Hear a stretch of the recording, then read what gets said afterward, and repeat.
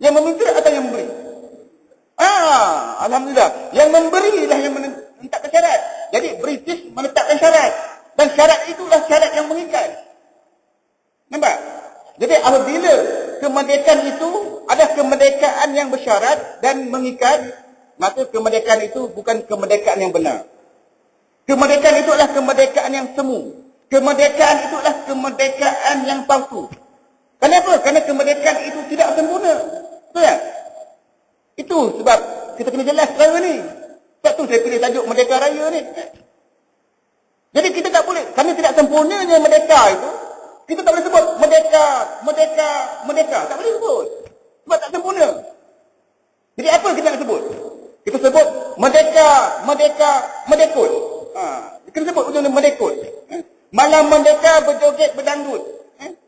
Budaya penjajah yang diangkut. Betul tak betul? Kita sebut merdeka, merdeka, merdekut. Perlembagaan penjajah yang diturut, hukum-hukum penjajah yang diikut. Itu semua adalah hukum tauhid. Betul tak betul? Kita kena sebut merdeka, merdeka, merdekut. Bumi yang kaya jadi bangkrut. Penjajah datang disambut. Itu semua kerja tali barut. Faham? Faham tak faham? Faham? Saya rasa cukuplah. Jadi merdeka sebenarnya adalah apabila kita kembali kepada Islam. Bagaimana nak dikatakan merdeka? Apabila hukum penjajah yang kita turut. Jadi merdeka yang sebenar bagi umat Islam adalah mereka kembali pada fitrah. Iaitu beribadah mengikut syariah, kehidupan diatur dengan hukum-hukum syariah. Iaitu dalam Islam kafah. Dan perkara ini tidak akan berlaku dalam negara merdeka yang kita bangga-banggakan, yang sebagian orang bangga-banggakan. Ia hanya berlaku dalam negara khilafah dengan sistem khalifah. Kerana itulah umat Islam mesti menjadikan persoalan khalifah dan khilafah ini persoalan utama mereka. Supaya mereka jelas bahawa itulah yang akan memerdekakan dan menjadikan mereka bebas daripada sistem-sistem kafir. Tak ada maknanya kita bebas daripada orang-orang kafir, tetapi daripada pemikiran dan sistem kita masih terbelenggu. Saya rasa cukup sampai sini je lah. Sebab tak faham, kita biasa buka soalan 1-2 untuk perbincangan. Silakan.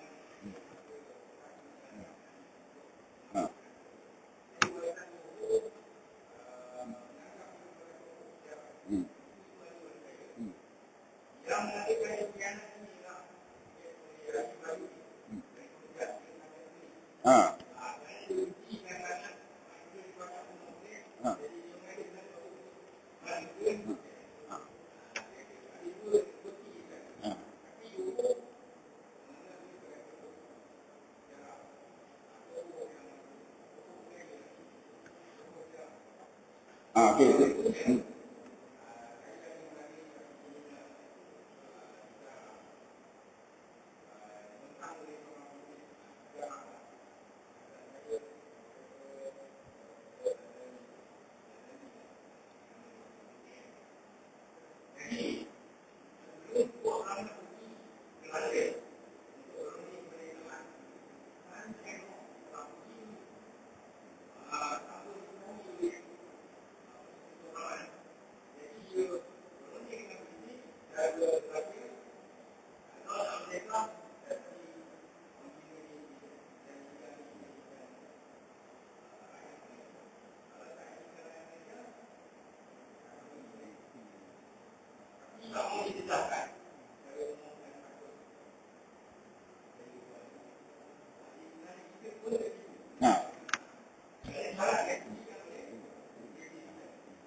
dia alhamdulillah ada input daripada adik-adik. Jadi sebenarnya betul.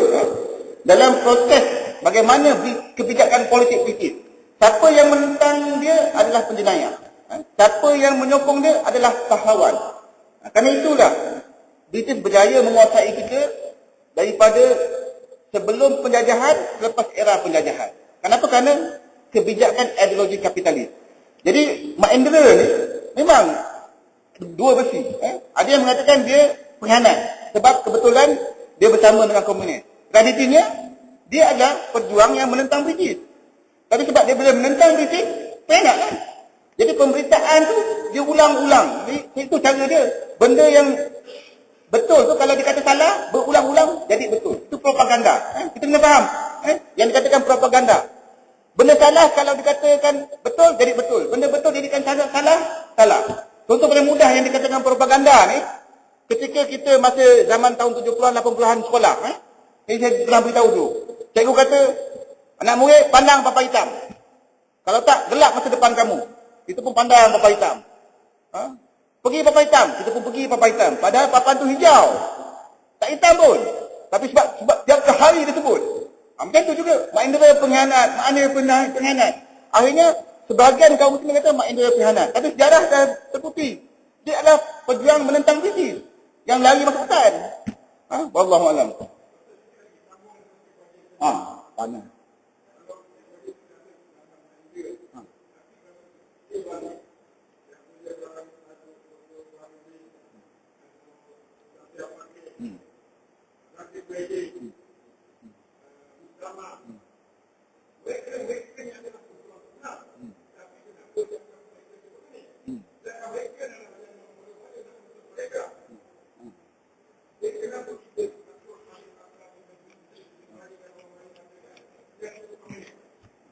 Sebab apa? Sebab dia kata British ni semua musuh dia adalah pengkhianat.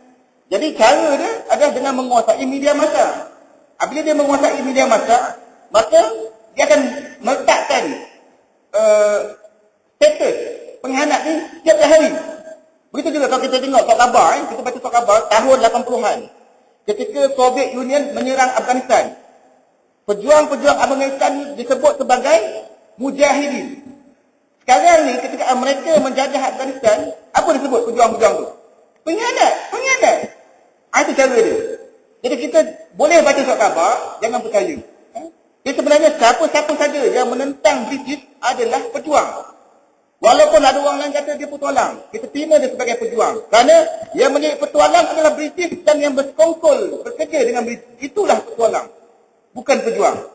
Jadi kita kena betulkan kembali sejarah tanah air kita ni. Kalau kita benar-benar mencintai tanah air kita.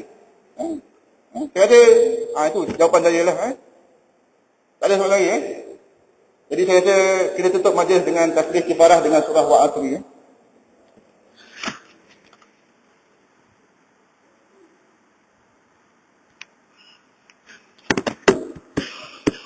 Wabillahi